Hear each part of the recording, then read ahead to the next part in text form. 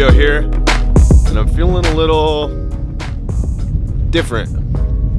I mean, the flow is coming back strong after 22 months of hair growth since the great cut. But there's something going on with my facial hair.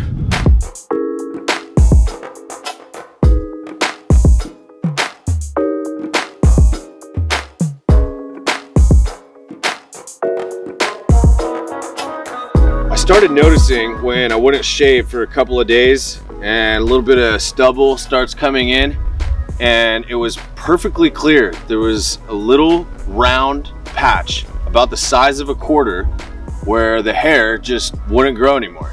I'm not talking about the cheeks or this region here, which has never grown for me historically, which El Moreno so astutely pointed out. Well, I mean, you've never been able to grow hair in your cheeks, so you're good. This is specifically on my neck and jawline, where I assure you, I used to grow hair. I mean, it was just over a year ago. I was rocking the full goatee still, pumping iron, and getting lined up at Brightside Barber. After a few weeks, I noticed a second little circle, and then a third. And it seemed like every time the stubble started growing out and it was time to shave, there was a new, perfectly round patch where the hair used to grow, but no more. After a few months, some of these patches seemed to merge, forming larger oval-shaped patches, and then this little white, wispy hair started growing around the edges, although the patch of skin is still quite smooth. Now, lately I've been wearing a mustache, so you wouldn't even notice unless I didn't shave for a few days. But after 4 or 5 months of this, I wanted to figure out what's going on. And I had a sneaking suspicion it was some form of alopecia.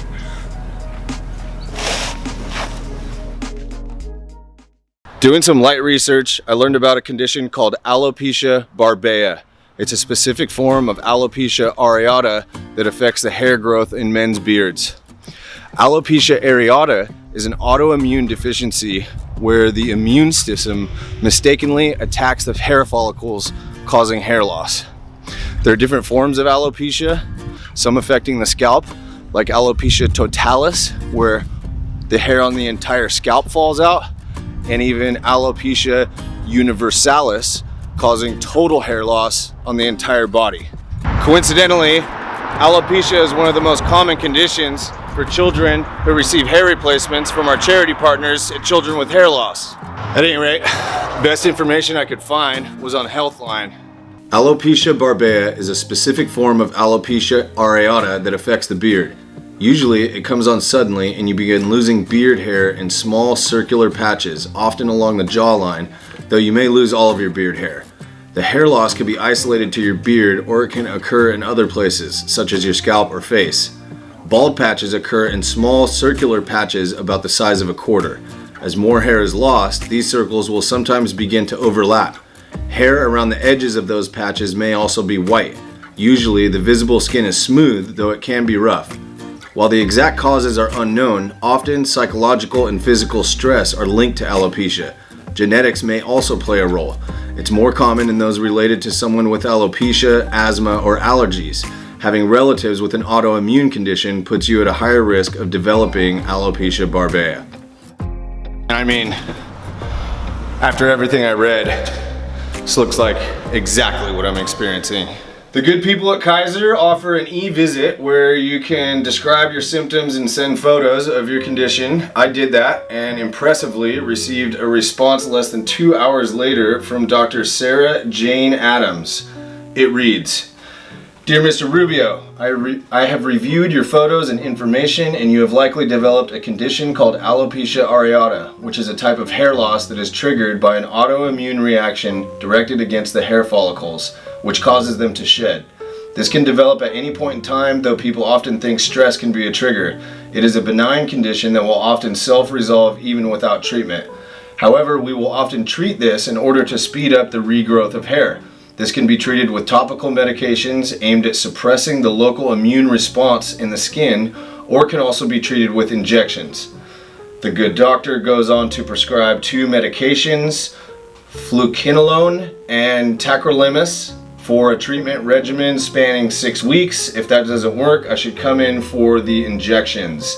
Sincerely, Sarah Jane Adams, MD, 2nd February 2021. Dr. Adams says it's likely alopecia areata, and although she didn't specify it, it sure looks like alopecia barbae. So what? Well, considering I'm rather fond of the mustache, it doesn't feel like all that big of a deal to me. It does start to look a little different if I don't shave for a while, but I can shave really at any time I want. But what if I do want to grow the goatee back out?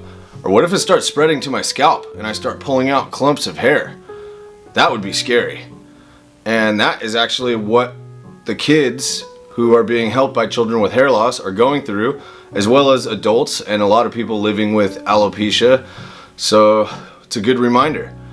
I'll tell you what, if I did start losing hair on my head, the first thing I would do is go down to House of Imago and cut all of my hair off so I could donate it before it all fell out. And then, you know, whether it be in that extreme situation or not as extreme, just living with alopecia barbae for however long it lasts, I would just go on living. I mean, that's what those kids are doing, and that's an inspiration. They're living happy and free.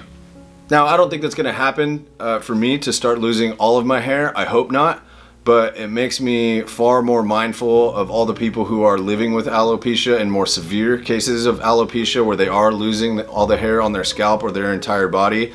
And what I'm going through is really nothing compared to that. We've met many people with alopecia and become friends with them and learn their stories, and it gives it that much more purpose for us to donate our hair and doing events like the Great Cut. So my takeaways on this whole experience, first is just gratitude for everything, and there's no guarantee. I'm even more grateful that I can grow this mane, and there's so many people who cannot grow their own hair.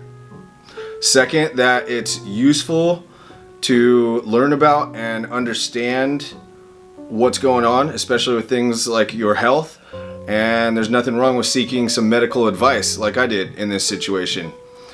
And finally, I hope you are growing your hair right now for the Great Cut 2024, and that you're gonna be sitting right beside me and that we're gonna be cutting it and donating it together. I am ready for a shave, and come to think of it, my tips are long past due for a little tidy up, maybe even a full-blown keratin treatment. But we'll save that for next time, and until then, keep letting it ride. See?